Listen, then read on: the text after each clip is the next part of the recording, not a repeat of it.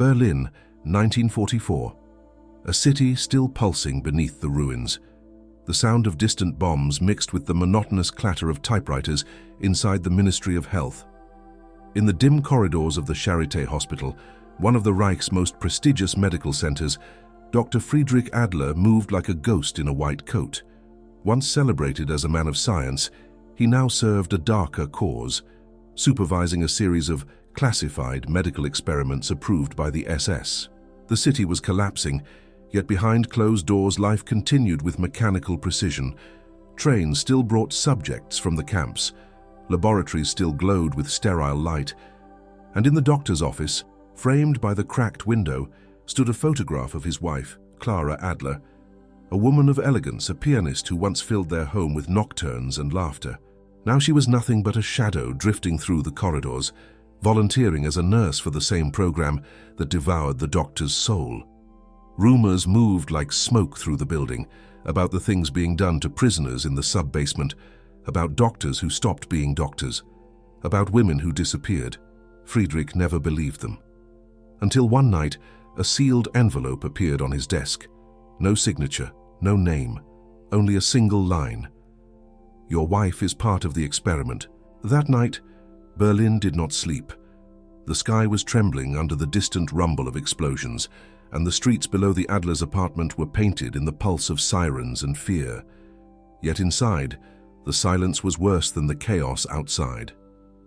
Friedrich sat at his desk, staring at the letter again and again, its ink now smeared by the sweat of his palms. "Your wife is part of the experiment."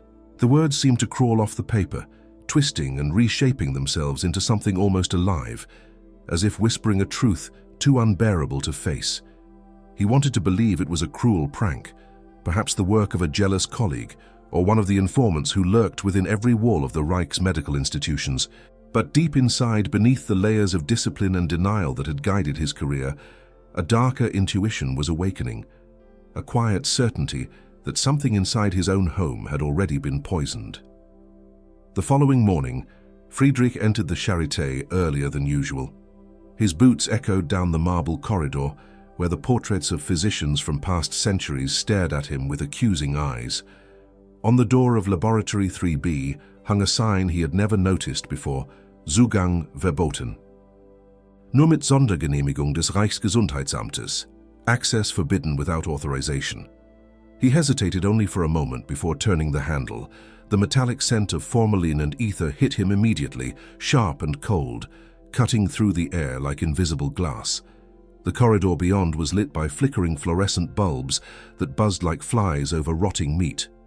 Behind one of the glass panels, he saw a group of men in SS uniforms gathered around an examination table. A prisoner lay strapped down, his ribs visible beneath the grey skin, veins protruding like blue wires. One of the doctors injected something thick and opaque into his arm, while another took notes. The man's body jerked violently, and a low, guttural sound filled the room, neither human nor animal. Then he saw her. Clara. Standing in the far corner, half in shadow, her golden hair hidden under a nurse's cap. She held a clipboard and was dictating something into a small recording device.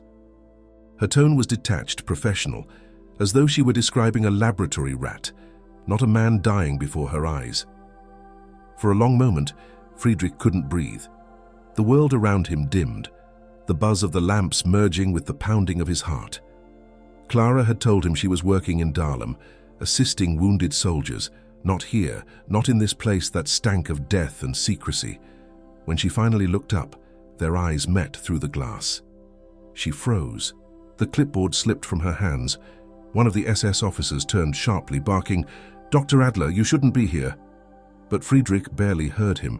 All he could see was Clara, pale and trembling, her lips shaping his name in silence before she turned away. He was escorted out, his credentials checked, his presence recorded. The officer's warning was firm but polite, a courtesy reserved for men who were still useful to the regime. But Friedrich knew that courtesy was just a mask before punishment. That evening, when he returned home, the apartment was dimly lit. Clara was sitting by the piano, her hands resting motionless on the keys. She didn't turn when he entered. For several minutes, neither spoke. The only sound was the faint hum of the city dying outside their window. Finally, he whispered, "Why didn't you tell me?" She closed her eyes, exhaled slowly and said, "Because you would have tried to stop me." "From what?" His voice cracked. "From that? From assisting murderers?" Her expression twisted with something between shame and exhaustion. "You don't understand, Friedrich. They said it was medical research. They said it could end the suffering of our soldiers, that it could shorten the war. And when they saw my blood tests, they said I was compatible." "Compatible," he repeated, stepping closer. "Compatible with what?" She didn't answer. Her lips trembled, and her eyes filled with tears that never quite fell. "It's better you don't know," she murmured. "They watch everyone, even you." For the first time in years, Friedrich felt genuine fear, not of the Allies, not of death, but of the machinery he had helped build. He had been part of the same system that now swallowed his wife whole. That night, he couldn't sleep. Each time he closed his eyes, he saw Clara's face illuminated by the cold blue light of the laboratory, her delicate hands steady as she recorded the agony of the dying. The next morning, Friedrich submitted an official request to review the files of Operation Morgenlicht, the secret research division rumored to operate under the Charité's foundations. His request was denied within hours. "Above your clearance," replied Colonel Weiss, the officer assigned to medical oversight. "Focus on your duties, Doctor. The Reich values your loyalty." That sentence echoed inside his skull like a verdict. Loyalty. It was the same word used when they burned evidence, when they erased names, when they buried crimes under bureaucratic silence. Over the next days, Friedrich's paranoia grew. He noticed a black car parked too long near his building. He found that some of his patients' records had been removed from his office without explanation. And one evening, returning home earlier than usual, he discovered Clara's suitcase half packed beneath the bed. A few dresses, a photograph, a small notebook wrapped in a piece of gauze. Inside, written in her delicate script, were lines that chilled him. They said, "My blood slows the infection." They said the prisoners react differently when mixed with it. He confronted her again, holding the notebook in trembling hands. She didn't deny it. "I can't leave," she said softly. "If I disappear, they'll come for you." Her voice cracked on the last word, and suddenly the weight of her secret became unbearable. Friedrich wanted to take her away, to vanish into the countryside like so many fugitives did. But the Reich had long arms, and Berlin was a city built on informants and fear. That night he sat in the dark, the letter and the notebook side by side on the table, symbols of two betrayals, one political, one human. The line between love and horror had blurred beyond recognition. Somewhere beneath his feet, in the bowels of the Charité, prisoners screamed through gags and walls. And among them, perhaps, Clara's name was being recorded in another report, another experiment, another numbered file that no one would ever see. He realized then that the war was not only fought on the front lines or in the skies, it lived in the veins of the people, in the lies they told themselves to survive. He also understood something darker, that even the purest love could rot when buried under obedience. The next day, Friedrich made a decision. He would no longer look away. Whatever it cost, he would uncover what compatibility truly meant, and what price his wife had already paid in the name of the Reich's science.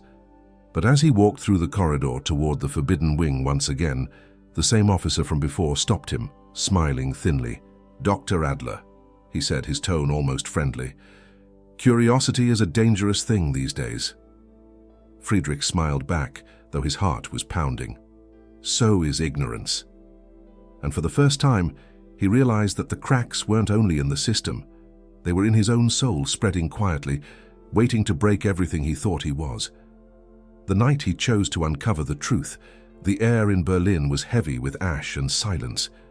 The bombings had ceased for a moment, but the city still trembled as if holding its breath. Friedrich walked through the deserted streets in his overcoat, the collar pulled high, his steps echoing against the cracked pavement. In the distance, the ruins of a church stood like a black skeleton against the moonlight, a monument to both faith and futility. He carried only a small lantern and his old hospital keyring, one of which he suspected still opened the lower laboratories. He knew the risk. He also knew that curiosity, once awakened, was not something that could be silenced again. When he reached the Charité, the building loomed over him like a mausoleum. The main corridor smelled of disinfectant and damp stone. He walked past the familiar offices, the locked pharmacy, the anatomical theatre where he had once lectured to students about the sanctity of human life. Now, every echo mocked him. He found the staircase leading down to the restricted wing and descended slowly, each step creaking like a confession. At the final landing, he used a skeleton key and pushed the metal door open. The air that greeted him was cold and stale, a mixture of chemicals and decay. The flickering light bulbs above barely illuminated the corridor, but it was enough to see the stains on the walls, brownish, uneven, almost human. Friedrich moved forward, holding the lantern close. The first room he entered was lined with cages, small ones meant not for animals but for human limbs. Inside one, an arm rested on a tray, veins clamped with surgical pins, its skin marked by numbers in blue ink. He recognized the handwriting. Clara's. His hand trembled as he flipped through the nearby files. Each folder bore a code, a name, a nationality. Beneath the German labels, he saw foreign ones: Polish, Czech, Russian, prisoners from the camps, transferred for study. He read the annotations in disbelief. Subject 44F, repeated transfusion with type B blood. Reaction stabilized. Then donor, C, Adler, female, compatible response. Continue. The words blurred. For a moment he thought his vision was failing, but it wasn't his sight. It was his mind rejecting the horror it was forced to absorb. His wife's blood, used to prolong the life of prisoners during lethal experiments. The compatibility they had spoken of was not metaphorical. Her rare genetic type slowed the rejection process in the test subjects. She had become part of the machinery, a living reagent, a tool in experiments that aimed to understand human endurance under extreme biological manipulation. He turned the page and felt his stomach twist. The following document described sexual exposure trials, the deliberate infection of prisoners with diseases to measure transmission resistance. The donors were listed as medical volunteers, though he knew what that meant. Coercion disguised as patriotism. Among the donors' initials, there it was again. C.A. Friedrich dropped the file. The sound echoed like a gunshot. For a long moment he couldn't move. He felt as if the ground itself was rotting beneath his feet. Then he heard something. A faint sound, almost imperceptible. Breathing. He followed it to the next room. The lantern's light flickered over a series of beds, or what had once been beds. Iron frames with leather restraints, glass bottles hanging above, tubes descending like veins from the ceiling. On the far end, a man was still alive, his chest rising weakly. His skin was pale, his lips cracked. When Friedrich approached, the man opened his eyes, wide and terrified. He tried to speak, but his voice was a rasp of air. "Doctor, bitte, keine mehr, no more. Please." Friedrich knelt beside him, cutting the straps with a scalpel. The man's arm was bruised and punctured, his veins darkened. Beside the bed was a label, Subject 71 Mem, transfer successful, blood source, Adler, Clara. The doctor staggered backward, the realization sinking like a knife. His wife had been used, not metaphorically, not symbolically, but physically, drained and recycled through the bodies of prisoners, her blood forced into the dying, as if to measure divine endurance. He understood now why she had been pale, exhausted, why her hands trembled each night at the piano. They were taking from her piece by piece, and she had submitted to it, perhaps willingly at first, perhaps under threat later. It didn't matter anymore. The line between victim and accomplice had dissolved in the laboratory's silence. He continued deeper into the corridor. Another door stood slightly open. Inside, a phonograph was still spinning, playing a scratchy recording of notes, Clara's voice dictating observations. Her tone was slow, subdued, as if she were reciting a prayer. Patient 3. Exposure 40 minutes. Pulse decreasing. Transfusion stabilizing after injection. The recording clicked off. Then another began. This time silence filled the space for a few seconds before a whisper. "Friedrich, if you ever hear this, forgive me. They said it was for the Reich, but I know now it was for nothing, nothing but death wearing a uniform." The doctor's knees gave out. He sank to the floor, clutching the lantern as tears burned his eyes. Above him, the pipes groaned with the echo of distant machinery. Maybe the ventilation, maybe the sound of trains arriving again with new subjects. He looked around and realized that this place was not a laboratory. It was a cathedral of suffering built on precision and denial. Every instrument had been polished, every report neatly filed, every life extinguished in the name of science, and he, Friedrich Adler, had been one of its architects, even if unknowingly. His silence had built the walls that now imprisoned his wife. He didn't remember leaving. The next thing he knew, he was standing in the courtyard, the cold night air cutting through his lungs. Somewhere above, the sky flickered red as distant fires burned the city. He looked at his hands. They were shaking, stained with something dark. Blood, perhaps his own. He couldn't tell anymore. In his mind, Clara's voice replayed endlessly, "Forgive me, forgive me." When he returned home, dawn was breaking. The light creeping through the window was grey and lifeless. Clara was sitting on the bed, her face ghostly white. She didn't ask where he had been. She already knew. "Now you see," she whispered. "Now you understand." He wanted to scream, to accuse, to demand why she hadn't told him, why she hadn't run. But the words died in his throat. There was nothing left to say. She reached for his hand, her pulse weak beneath his fingers. "They will come for me soon," she said. "They said my blood is running low, that I'm no longer compatible." Her lips quivered into a faint, tragic smile. "Maybe now they'll let me rest." Friedrich held her close, feeling the thinness of her body, the absence of warmth. He knew she wasn't exaggerating. He had seen the reports. Once the donor's hemoglobin fell below a certain threshold, they were transferred for debriefing, another euphemism for disposal. He swore to her that he would stop them, that he would destroy everything, expose everyone. But Clara only shook her head. "There's no exposing what doesn't officially exist," she murmured. Outside, the sirens began again. Another air raid. The city shuddered, and dust fell from the ceiling like ash. In that moment, Friedrich realized the truth. Even if the bombs spared them, the Reich would not. The machinery of horror had already consumed everything: science, morality, love. There was no escape left. He looked at Clara one last time. In her eyes, there was no fear, only resignation, and something deeper, almost serene.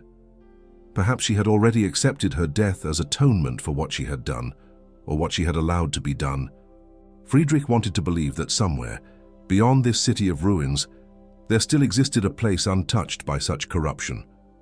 But as he heard the sirens wail and saw the first bomb flare against the dawn, he knew that the war had already won, not over nations, but over the human soul itself.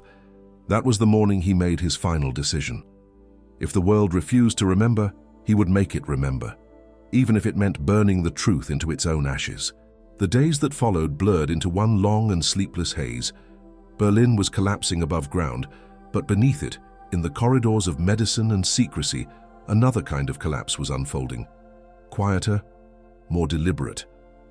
Dr. Friedrich Adler moved through the ruins of his life like a man half dead, caught between guilt and obsession. The files he had taken from the sub-basement were hidden beneath a loose floorboard in his apartment, each one a record of human ruin that the Reich would never admit existed. Every name in those pages, every signature, was a nail in the coffin of his conscience. But one name echoed louder than the rest: Clara Adler, donor Class A.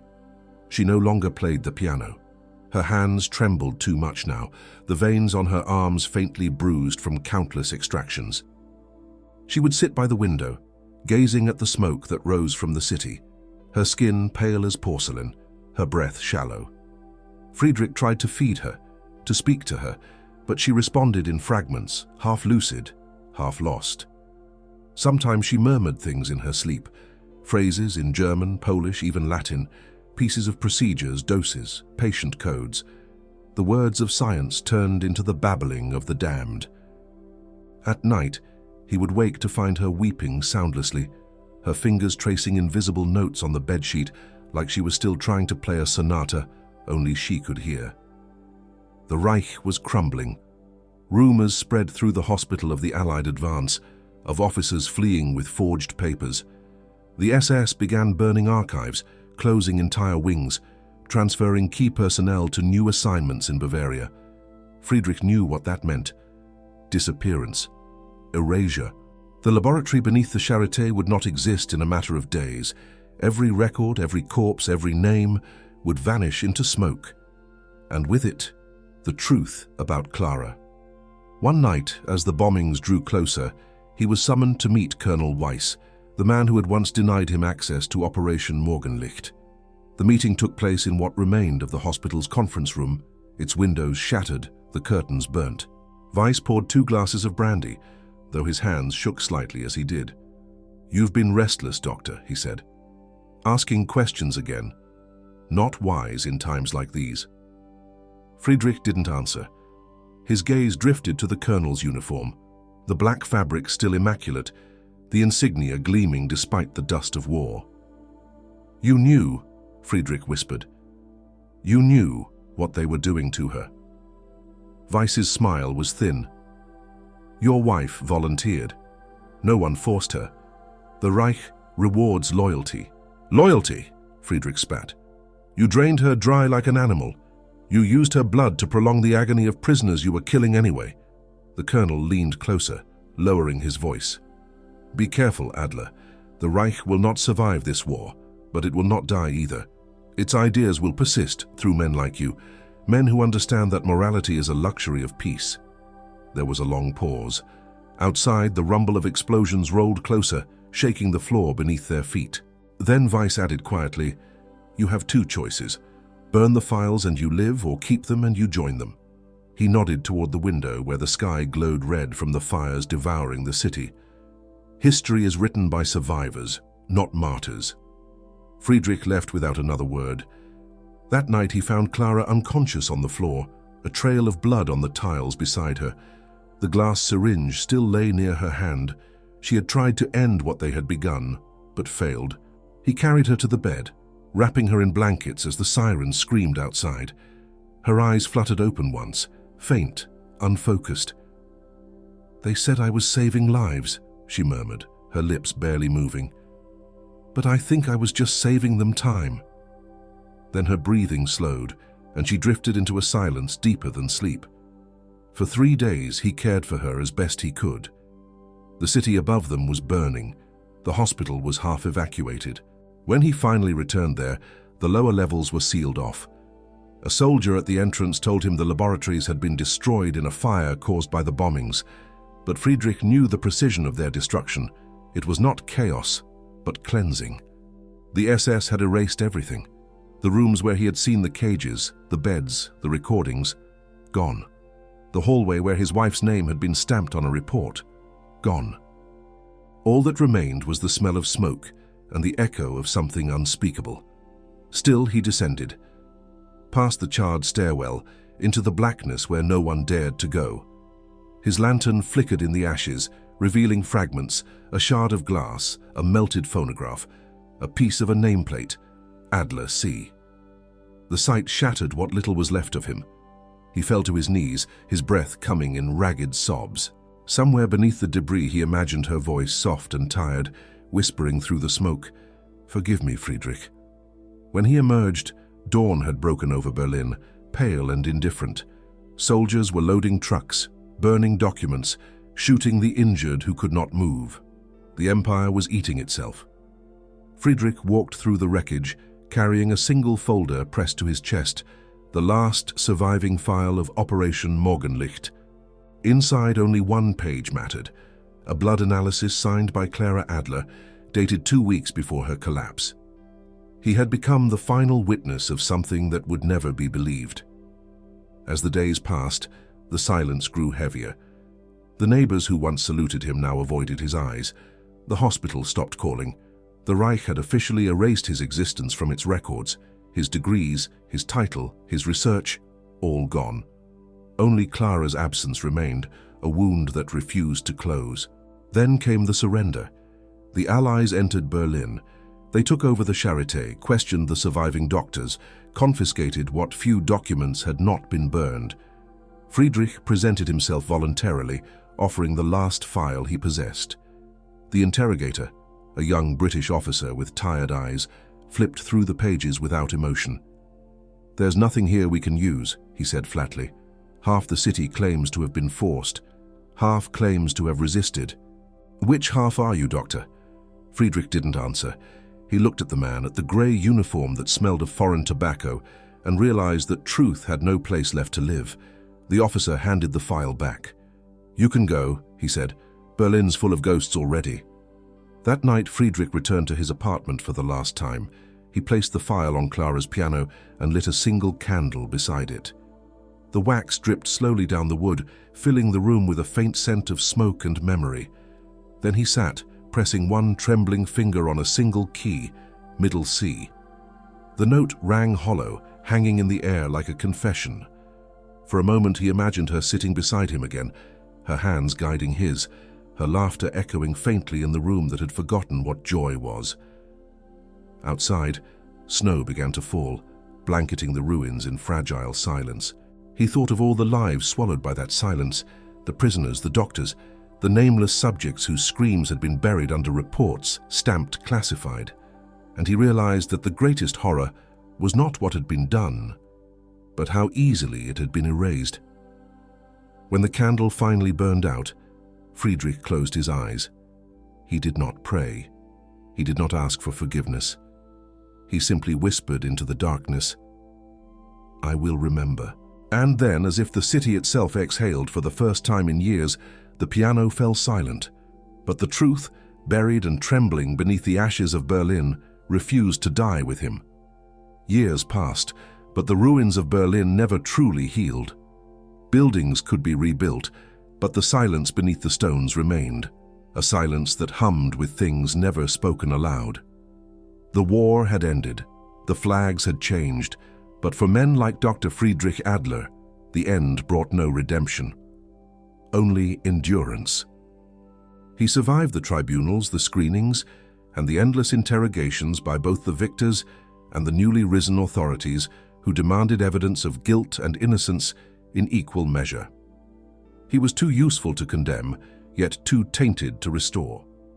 The new Germany, broken and divided, had no place for ghosts. He lived alone in a modest flat near the Tiergarten, the piano gathering dust in the corner like a grave marker. Sometimes in the early morning, when the fog crept in from the Spree River, he would hear distant church bells and mistake them for the faint echo of her music. The world had moved on. People now spoke of reconstruction, of hope, of peace. But Friedrich had learned that peace was only a polite word for amnesia. He saw it in the faces of the officials who denied the past, in the professors who returned to their posts as if nothing had happened, in the doctors who once signed orders and now lectured about ethics.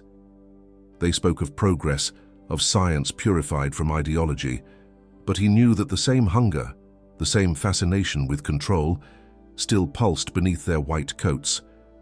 Every night he read the single surviving file of Operation Morgenlicht. The paper had yellowed, its edges brittle. Sometimes he would trace Clara's signature with his finger. The ink faded, but still there, a faint curve of her handwriting that refused to disappear. He thought often about burning it, about freeing himself from the burden of memory. But then he remembered her voice, soft, tired, full of guilt, whispering that everything they had done was for nothing but death wearing a uniform. That sentence had become his curse, his prayer, and his mission. By 1951, the Charité Hospital was under new management, cleansed of its wartime stains, or so the administrators claimed. Young doctors studied anatomy where the experiments had taken place, their laughter echoing through the same corridors that once smelled of blood and ether. Friedrich, now stripped of all official titles, occasionally walked past the building, watching its windows glow at night. To them, it was a monument of medical progress. To him, it was a tomb. He once tried to speak to a journalist, a young woman from the Frankfurter Rundschau who was gathering testimonies about Nazi medicine. She listened politely, took notes, and promised to follow up. Weeks later, her article appeared, a sanitized report about alleged unethical research, with no names, no places, no truth. That was when Friedrich understood that history had already chosen what it wished to remember. The years blurred again. He grew older, thinner, his hair white, his eyes sunken. His neighbors thought him eccentric, the quiet man who spoke to himself, who never turned on the radio, who burned candles at the piano each night. But to Friedrich, the candles were not rituals of mourning, they were acts of defiance. Every flickering flame was a reminder that something sacred had been lost, and that forgetting it was the final crime. He began to write, not as confession, but as resistance. Notebooks filled with his handwriting accumulated in his flat, records of names, dates, procedures, and memories he could not erase. He wrote of Clara, of the prisoners whose eyes haunted him, of the officers who spoke of loyalty while dissecting souls. He described how the laboratories had sounded during the bombings, the clatter of glass, the murmurs of dying men, the mechanical calm of nurses who had learned not to hear screams. But he never wrote his own name. He knew that if anyone ever found those pages, the author would not matter. What mattered was that the truth existed somewhere, even if buried in dust and silence. By the winter of 1958, Friedrich's health had begun to fail. His lungs, long damaged by exposure in the ruins, filled with fluid. Yet his mind remained sharp, sharper than it had ever been. One night, as snow fell again over Berlin, he dragged himself to the piano and opened one of Clara's old notebooks, the one she had written during the experiments. On the first page, beneath the clinical data, she had written a single line in her delicate script: "If one day this is found, let it speak for the dead." He smiled faintly, his chest tightening, knowing she had already said everything he could not. When they found him days later, Friedrich was sitting at the piano, the candle beside him long extinguished. On the music stand rested an envelope addressed simply to whoever remembers. Inside were the remaining pages of Operation Morgenlicht and a note written in trembling ink. "This is not history. It is what happens when men trade compassion for obedience. My wife was not a monster, but neither was she innocent. We all believed we were serving something greater. And that belief is what killed us." The authorities filed his death as unremarkable, another aging recluse in post-war Berlin. His notebooks were confiscated by the new medical board and placed in storage under sensitive materials. For decades they remained untouched, collecting dust in a forgotten archive. Yet somehow one survived. The single page with Clara's handwriting, smudged but legible, preserved by accident when an archivist recognized the Charité's old seal. It resurfaced years later in a university library, mislabeled among anatomical records.